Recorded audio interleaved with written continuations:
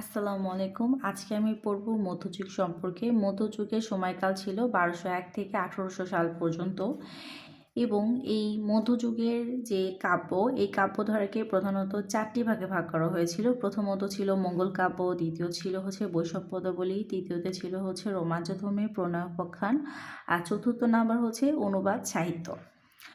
মধ্যযুগের কোন সময়কে বাংলা সাহিত্যের স্বর্ণালী সময় বলা হয়? এটা ছিল মুঘল যুগকে স্বর্ণালী সময় বলা হয়। এখানে প্রশ্ন এসেছিল মধ্যযুগের বাংলা সাহিত্যের নিদর্শন নয় কোনটি? চর্যাপদ। কারণ আমরা জানি চর্যাপদ প্রাচীন সাহিত্য মানে প্রাচীন যুগের সাহিত্য নিদর্শন। বাংলা ভাষার মধ্যযুগ এটি ১২০১ থেকে ১৮০০ সাল পর্যন্ত। এই মধ্যযুগের মধ্যে কিন্তু আমরা পেয়ে যাই অন্ধকার যুগ, যেটা ছিল ১২০১ থেকে ১৩৫০ পর্যন্ত। সো ১২০১ থেকে ১৩৫০ পর্যন্ত তেমন কোনো সাহিত্যকর্ম কিন্তু তৈরি হয়নি বা সৃষ্টি হয়নি। এই জন্য এই যুগটাকে অন্ধকার যুগ বলা হয়। কিন্তু তারপরেও এটা বেসিক্যালি তখন ছিল তুর্কি শাসনামল। আর তারপরেও এখানে আমরা প্রাকৃত পৈঙ্গল পেয়েছি, যেটা ত্রয়োদশ শতকের মাঝামাঝিতে পাওয়া যায়। এছাড়া ছিল শূন্য পুরাণ, এটা রামাই পণ্ডিত রচনা করেছেন। বেশ কমন একটা প্রশ্ন, শূন্য পুরাণ কার লেখা? রামাই পণ্ডিতের লেখা। এরপরে ছিল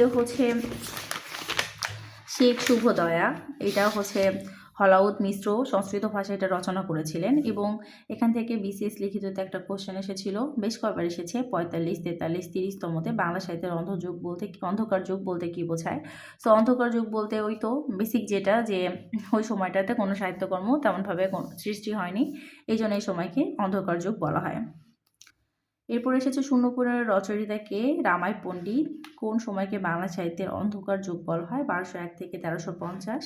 শূন্য পুরাণ কোন যুগের সাহিত্যিক নিদর্শন? অন্ধকার যুগ। নিরঞ্জনের রোসমা কবিতাটি কোন কাব্যের অংশ বিশেষ? শূন্য পুরাণের। কোন শাসকের সময় বাংলা সাহিত্যের অন্ধকার যুগ বলা হচ্ছে? এটি বেসিক্যালি তুর্কির সময়কে বলা হচ্ছে অন্ধকার যুগ। এরপরে এখানে শ্রীকৃষ্ণ কীর্তন সম্পর্কে বলা হয়েছে। আর মধ্যযুগের অন্যতম একটি সাহিত্য নিদর্শন কিন্তু শ্রীকৃষ্ণ কীর্তন। এটি খাঁটি বাংলা ভাষায় রচিত মধ্যযুগের প্রথম কাব্য শ্রীকৃষ্ণ কীর্তন এবং এটি রচনা করেছেন বড়ুচণ্ডী দাস। এবং শ্রীকৃষ্ণ সন্দর্ভ এটা লিখিত হয়েছে। শ্রীকৃষ্ণ কীর্তন নামটা রেখেছেন বসন্তরঞ্জন রায় দিকবল্লভ। শ্রীকৃষ্ণ কাব্যের রচয়িতা বড়ুচণ্ডী দাস।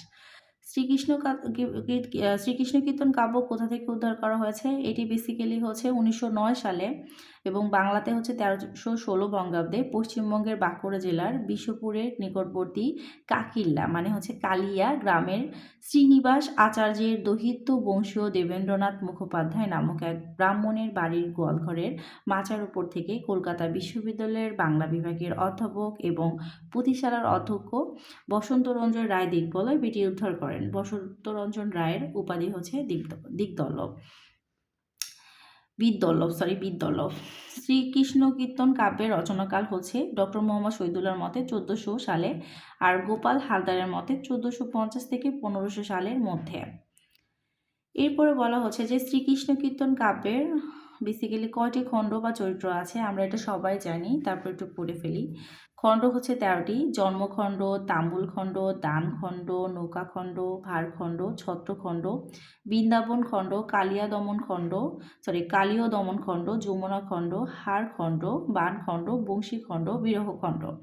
এই চরিত্র রাধা, যিনি জীবাত্মা বা প্রাণীকুল। কৃষ্ণ পরমাত্মা বা ঈশ্বর ও বড়াই ছিল, যিনি কিনা রাধা কৃষ্ণের প্রেমের দূতী ছিলেন। শ্রীকৃষ্ণ কীর্তন কাব্যের অপর নাম শ্রীকৃষ্ণ সন্দর্ভ। এখানে শ্রীকৃষ্ণ কাব্য সম্পর্কে ইন ডিটেলসে দেওয়া আছে। আমি শুধু মধ্যযুগের কী কী সাহিত্যকর্ম ছিল সেগুলো পড়ে ফেলছি। যেমন বৈষ্ণব পদাবলী ছিল, এটাও মধ্যযুগের বাংলা সাহিত্যের শ্রেষ্ঠ নিদর্শন ছিল বৈষ্ণব পদাবলী, যা রাধাকৃষ্ণের প্রেম লীলা অবলম্বনে রচনা করা হয়েছিল। পদ বা পদাবলী বলতে আসলে কী বোঝায়? পদ বা পদাবলী বলতে প্রধানত শ্রীকৃষ্ণের লীলা খেলা নিয়ে গান করার জন্য রচিত যে কবিতা সেটাকে বোঝানো হয়েছে। এছাড়া রয়েছে বৈষ্ণব পদাবলী আসলে কি, এই কোশ্চেনটা বারবার আসছে। মধ্যযুগের বাংলা সাহিত্যের শ্রেষ্ঠ সাহিত্যিক নিদর্শন বৈষ্ণব পদাবলী। এখানে বেসিক্যালি প্রেম লীলা অবলম্বনে রচিত। সো মধ্যযুগের সাহিত্য নিদর্শনের মধ্যে পেলাম শ্রীকৃষ্ণ কীর্তন, বৈষ্ণব পদাবলী। এছাড়া কাব্যের বিভিন্ন ধারা পেয়েছি, চারটি ধারা পেয়েছি আর কি। এছাড়া এখান থেকে আরও পেলাম যে অন্ধকার যুগে আমরা পেয়েছিলাম প্রাকৃত পিঙ্গল আর শূন্য পুরাণ, যেটি লিখেছেন রামায় পণ্ডিত। এরপরে মধ্যযুগের আরও কিছু সাহিত্য নিদর্শন রয়েছে, যার মধ্যে রয়েছিল অন্যতম হচ্ছে মঙ্গল কাব্য। আর মঙ্গল কাব্য হচ্ছে বাংলা সাহিত্যে মধ্যযুগে বিশেষ এক শ্রেণী ধর্ম বিষয়ক আখ্যান কাব্যই হচ্ছে মঙ্গল কাব্য। এটি রচনার মূল কারণ ছিল হচ্ছে স্বপ্ন।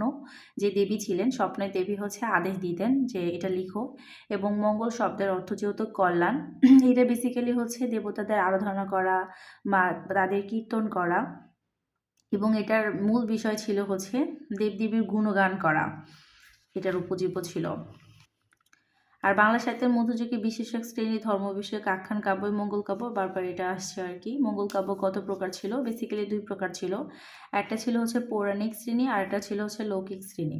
আমরা হচ্ছে মনসামঙ্গল যে পড়ি, শিবমঙ্গল বা চণ্ডীমঙ্গল, শারদামঙ্গল, এগুলো ছিল হচ্ছে লৌকিক শ্রেণী। আর পৌরাণিক শ্রেণী ছিল হচ্ছে গৌরী মণ্ডল, ভবানী মঙ্গল, তারপরে দুর্গা মঙ্গল, অন্নদা মঙ্গল। আর মঙ্গল কাব্যের প্রধান শাখা ছিল হচ্ছে তিনটি। একটা হচ্ছে মনসামঙ্গল, আর একটা হচ্ছে চণ্ডীমঙ্গল, আর একটা হচ্ছে অন্নদামঙ্গল। মনসামঙ্গল, চণ্ডীমঙ্গল, অন্নদামঙ্গল। এছাড়া হচ্ছে আদিমঙ্গল কাব্য কোনটি? মনসামঙ্গল, এটি মনসা দেবীর কাহিনী নিয়ে রচিত। এর অপর নাম হচ্ছে পদ্মপুরাণ। এটা আমরা হচ্ছে আমি দেখেছিলাম স্টার জলসায় একটা সিরিয়ালে আর কি। সো মস্তান করে হচ্ছে বেহুলার ইয়ে আছে। সো মঙ্গল কাব্য কোন দুই দেবীর প্রাধান্য বেশি? মনসা ও চণ্ডী দেবীর। মঙ্গল কাব্যের আদি কবি ছিল হচ্ছে কানাহরি দত্ত। মঙ্গল কাব্যের কবি বিজয়গুপ্ত পরিচয় চাইছে এখানে। বাইশাখী নায়িকার হচ্ছে 12 মাসি বা 12 মাসা হচ্ছে নায়িকার 12 মাসের সুখ দুঃখের কাহিনী। এসবই হচ্ছে মঙ্গল কাব্যের আখ্যান বা মঙ্গল কাব্যের কাহিনী। চণ্ডীমঙ্গলের আদি কবিকে মানিক দত্ত। আর এদিকে হচ্ছে মঙ্গল কাব্যের আদি কবি হচ্ছে কানাহরি দত্ত। মানিক দত্ত এবং কানাহরি দত্ত। এখানে হচ্ছে বিগত বছরের বেশ কিছু কোশ্চেন আছে। এছাড়া চণ্ডীমঙ্গল আছে। চণ্ডীমঙ্গলের প্রধান কবি ছিলেন হচ্ছে মুকুন্দরাম চক্রবর্তী। আর এখানে চণ্ডীমঙ্গল কাব্যের উপাস্য বা চণ্ডী কার স্ত্রী ছিল? শিবের স্ত্রী ছিল। আমার সন্তান যেন থাকে ধুতে পাতে, এটা কে বলেছেন? ঈশ্বরী পাটনি বলেছেন। মনসা দেবীকে নিয়ে লেখা বিজয়গুপ্তের মঙ্গল কাব্যের নাম হচ্ছে শূন্য পুরাণ।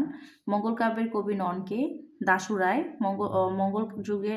মঙ্গল যুগের সর্বশেষ কবির নাম কি? ভরতচন্দ্র রায়গুণাকর।